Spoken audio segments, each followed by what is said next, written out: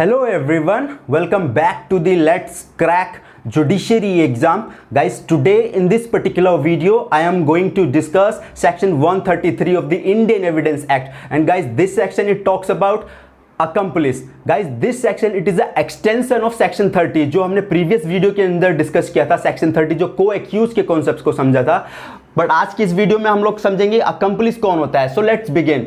Guys, 133 जो accomplish की बात करता है, हिंदी में उसको बोलते हैं सह अपराधी. कौन होता है अकम्प्लिस, पहले उसको समझ लेते हैं. पार्टिसिपेंट्स इन क्रिमिनस, क्राइम के अंदर कोई हेल्प करता है उसको करने के लिए, दैट इज अकम्प्लिस. वो क्या हो गया, सह अपराधी. Partner in crime, layman language में अगर मैं बात करूं तो पार्टनर इन क्राइम, क्राइम के अंदर किसी ने पार्टनरशिप दिखाया या किसी ने हेल्प किया है, that is accomplice. So there are four condition कैसे accomplice वो बनता है. Number one is accessory before the fact.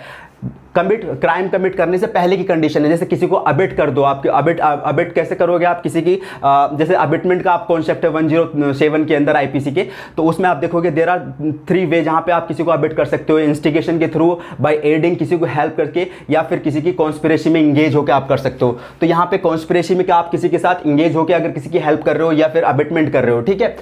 Accessory before the fact, ये पहली कंडीशन हो गई क्राइम करने से पहले. And the second thing is accessory after the fact, ये क्राइम कमिट होने के बाद की कंडीशन है. या फिर जैसे आप किसी को कोई क्राइम कमिट करके आया, आपके घर में रहने आया, आप उसको हार्बोरिंग कर रहे हैं, आप मतलब उसको अपने घर में रहने दे रहे हैं. या फिर वो कोई चोरी का या थेफ्ट का ऑफेंस करके आया और वो जो चोरी की प्रॉपर्टी लेके आया आपके घर में, आप जानते हो उसको जो प्रॉपर्टी है चोरी की, उसको अपने घर में रख रहे हैं, दैट इज ऑल्सो हेल्पिंग, जो आप उसकी हेल्प कर रहे हो. तो वो क्या हो गया, accessory after the fact, second condition होगी. Third is principal of first degree. इसके अंदर गाइस आपने क्राइम के अंदर एक्टिवली पार्टिसिपेट किया हो, जैसे सेक्शन आईपीसी का 34 के अंदर हमने सुना था, वो जो कॉमन इंटेंशन का है, जिसके अंदर हम एक्टिवली पार्टिसिपेट करते हैं, ठीक है.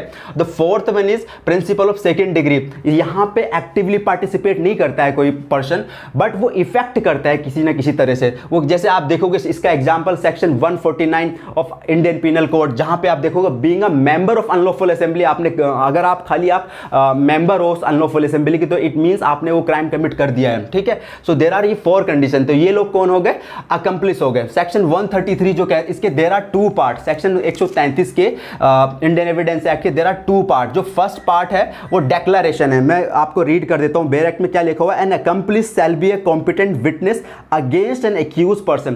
पहला पार्ट ये हो गया क्या, जो बोलता है कि एक अकम्प्लिस जो है वो कॉम्पिटेंट विटनेस होगा अगेंस्ट एन एक्यूज पर्सन. और जो सेकेंड पार्ट है गाइज, वो कहता है कि a conviction is not illegal merely because it proceeds upon the uncorroborated testimony of an accomplice.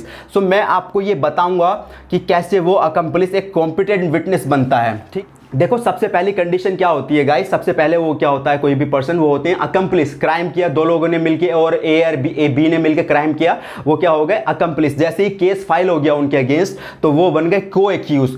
तो प्रोसिक्यूशन, देखो जो को एक्यूज है, ए एंड बी दोनों क्या है, को एक्यूज्ड हैं. तो ए जो है वो दूसरे के अगेंस्ट, बी के अगेंस्ट टेस्टिफाई नहीं कर सकता. इसीलिए जो प्रोसिक्यूशन चाहता है, प्रोसिक्यूशन ऑथ दिला के वो चाहता है कि प्रोसिक्यूशन विटनेस बना ले. लेकिन वो प्रोसिक्यूशन विटनेस इन को एक्यूज को तब तक नहीं बना सकता जब तक कि ये को एक्यूज का टैग इनके ऊपर है, जो को एक्यूज की सील्ड है इनके ऊपर, तो तब तक वो टेस्टिमनी नहीं कर सकता और प्रोसिक्यूशन विटनेस नहीं बना सकता इसको.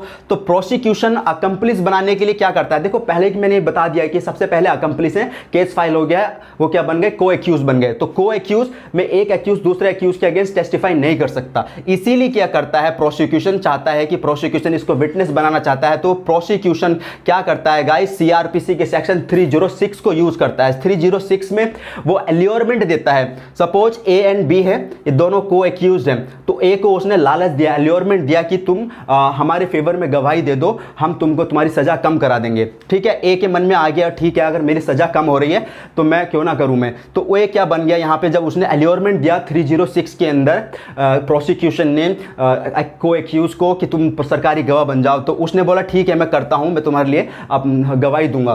तो यहां पे जो को एक्यूज का टैग था वो हो गया ब्रेक, जो सील्ड थी को एक्यूज की इन दोनों के ऊपर, वो हो गई है ब्रेक. तो अभी जो ए नाम का पर्सन बोल रहा है कि मैं गवाही दूंगा, इट बिकम अकम्प्लिस. यहां पे देखो, यहां जो अकम्प्लिस की बात है, तो यहां पे आके बन रहा है वो अकम्प्लिस. अकम्प्लिस बन गया. It also become approver. English में जिसको हम हिंदी में बोलते हैं ना सरकारी गवाह, इंग्लिश में उसको बोलते हैं अप्रूवर. तो यहां पे अप्रूवर बन गया है. तो यहाँ पे गाइस वो हो गया 306 के एंगल से आया है तो वो क्या बन गया, अकम्प्लिस बन गया और अप्रूवर बन गया। अब जब वो टेस्टिमनी करेगा तो उसके बेसिस पे क्या होगा, कोर्ट उसको कन्विक्शन अपहेल्ड कर सकता है। एक पहला पार्ट आपको आई होप समझ आया होगा। सबसे पहले अकम्प्लिस है, जब केस फाइल हो गया को एक्यूज बन गए, को एक्यूज से डायरेक्ट नहीं आया अकम्प्लिस, को एक्यूज के जो टैग है उसको हटा के 306 सीआरपीसी को यूज करके प्रोसिक्यूशन ने उसको अल्योरमेंट दिया, उसके बाद उसको अकम्प्लिस बनाया। तो accomplish can be a competent witness, वो बन सकता है या होगा, ठीक है। अकम्प्लिस के टेस्टिमनी के ऊपर गाइस कोर्ट क्या होगा, वो कन्विक्शन को अपहेल्ड कर सकता है। नाउ सेकंड पार्ट क्या कहता है गाइस कि अकम्प्लिस कॉम्पिटेंट विटनेस तो है, पहले पार्ट में क्लियर हो गया। अकम्प्लिस क्या है, जो सहअपराधी है वो कॉम्पिटेंट विटनेस तो है, उसके टेस्टिमनी के ऊपर कन्विक्शन अपहेल्ड किया जाता है। यहां क्या बोलता है, court can convict based on even if uncorroborated testimony, अगर वो अनकोरोबोरेटेड टेस्टिमनी भी कर रहा है तो भी वो कन्विक्शन अपहेल्ड हो रहा है। तो यहां पे देखोगे वो यहां पे कॉम्पिटेंट विटनेस है, यहां पे बोल रहा है कि अकम्प्लिस कॉम्पिटेंट विटनेस तो है लेकिन वो अनकोरोबोरेटेड टेस्टिमनी कर रहा है, तो उसके बावजूद भी वो कन्विक्शन को अपहेल्ड कर दे रहा है। तो गाइज सेकंड पार्ट 133 के सेकंड पार्ट और सेक्शन 114 के इलस्ट्रेशन बी जब आप देखोगे तो वो क्लियरली बोलता है, 114 सेक्शन का इलस्ट्रेशन बी क्लियरली बोलता है यू कैन नॉट कन्विक्ट, आप कन्विक्ट नहीं कर सकते, कोरोबोरेशन मस्ट बी रिक्वायर्ड, कोरोबोरेशन तो आपको कराना पड़ेगा। यहां क्या बोल रहा है कि अनकोरोबोरेटेड टेस्टिमनी के ऊपर भी कन्विक्शन को अपहेल्ड कर दिया जा रहा है कोर्ट के द्वारा, यहां पे वो अनकोरोबोरेटेड है। यहां पे बोल रहा है कि 114 सेक्शन के इलस्ट्रेशन बी के अंदर कि गाइस आपको कोरोबोरेशन तो कराना पड़ेगा ही पड़ेगा। तो आप जब प्राइमा फेसी आप इन दोनों सेक्शन को देखते हो, इसके 114 के इलस्ट्रेशन बी को देखते हो और 133 के सेकंड पार्ट को देखते हो, तो आपको ऐसा लगेगा कि there is a conflict, but actually में देयर इज नो कॉन्फ्लिक्ट, ये कोई कॉन्फ्लिक्ट नहीं है। ये सेक्शन एक दूसरे को क्या करते हैं, कॉम्प्लीमेंट करते हैं, ठीक है। और ये प्रिज्यूम करता है, 133 का सेकंड पार्ट प्रिज्यूम करता है, प्रिजम्पशन के ऊपर है। सो गाइस आई होप आपको ये समझ आया होगा यहां पे कि 133 के दो पार्ट हैं। पहला पार्ट जो कहता है कि आप अकम्प्लिस अ कॉम्पिटेंट विटनेस, और सेकंड पार्ट कहता है कि अनकोरोबोरेटेड टेस्टिमनी के ऊपर भी कन्विक्शन को अपहेल्ड किया जा सकता है। इसके साथ हमने कनेक्ट किया है 114 सेक्शन का इलस्ट्रेशन बी जो कहता है कि नहीं, आप कोरोबोरेशन कराना पड़ेगा, आपको अनकोरोबोरेटेड टेस्टिमनी नहीं चलेगी, आपको कोरोबोरेशन कराना पड़ेगा। यू कैन नॉट कन्विक्ट, आप अनकोरोबोरेटेड नहीं टेस्टिमनी के ऊपर कन्विक्ट नहीं करोगे। यहाँ पे वो बोलता है कि कोरोबोरेशन तो मस्ट बी रिक्वायर्ड, कोरोबोरेशन आपको कराना पड़ेगा, बट आपको कन्फ्लिक्ट नहीं है इन दोनों सेक्शन के अंदर, इन इलस्ट्रेशन बी और 133 के सेकंड पार्ट के अंदर कोई कॉन्फ्लिक्ट नहीं है, ये एक दूसरे को कॉम्प्लीमेंट करते हैं गाइज।